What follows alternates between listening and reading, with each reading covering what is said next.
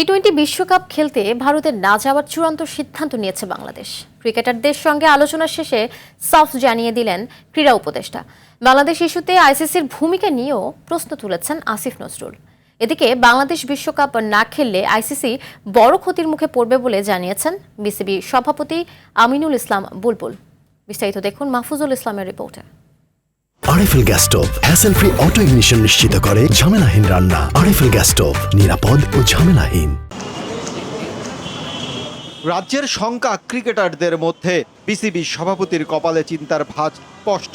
আইসিসির বেঁধে দেয়া 24 ঘন্টা সময় পার হওয়ার আগেই নিতে হবে সিদ্ধান্ত। শেষ বৈঠকটা এই ক্রিকেটার ও বোর্ডের সঙ্গে ক্রীড়া উপদেষ্টার। আইসিসির চিঠির বিষয়ে সরকারের কঠোর অবস্থান। আগের জায়গায় বাংলাদেশ যাচ্ছে না ভারত, মানে খেলা হচ্ছে না এবারের বিশ্বকাপ। আইসিসিকে তুললেন কাঠগড়ায়। আমাদেরকে এই বিষয়ে কনভিন্স করার জন্য আইসিসি কোনো চেষ্টা করে নাই। আইসিসি আসল যে ইনসিডেন্ট সেটাকে বাদ দিয়ে তার স্ট্যান্ডার্ড যে সিকিউরিটি প্রসিডিউর সেগুলো নিয়ে আলোচনা করেছে।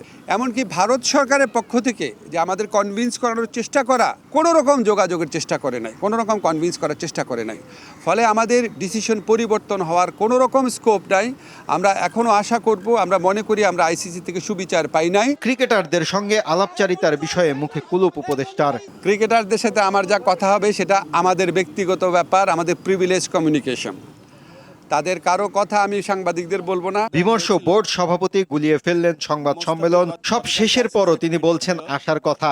নিজেদের ক্ষতি মানতে নারাজ তিনি, বলছেন ক্ষতিটা আইসিসির। আমরা সকলে বলছি যে শ্রীলঙ্কা কো হোস্ট না, শ্রীলঙ্কা হাইব্রিড মডেলের একটা অংশ, যেখানে অন্য অন্য দেশের খেলাগুলো হচ্ছে। সেখানে আমরা আবারও চেষ্টা করব আজকে আর কি পথ আছে আইসিসিকে বলা। বাংলাদেশের মতো একটা ক্রিকেট লাভিং কান্ট্রি যদি মিস করে, আইসিসি বড় একটা মিস করবে। যেখানে এরকম একটা জনবহুল ক্রিকেট লাভিং কান্ট্রি যদি না যায়, এটা মনে হচ্ছে যে হোস্ট কান্ট্রির জন্য এটা ব্যর্থতা। একটা ওয়ার্ল্ড অর্গানাইজেশন এভাবে 24 ঘন্টা বেঁধে দিতে পারে না। Will keep fighting. এ বিষয়ে নিশ্চুপ ক্রিকেটাররা এড়িয়ে গেছেন গণমাধ্যম। মাহফুজুল ইসলাম, RTV, ঢাকা।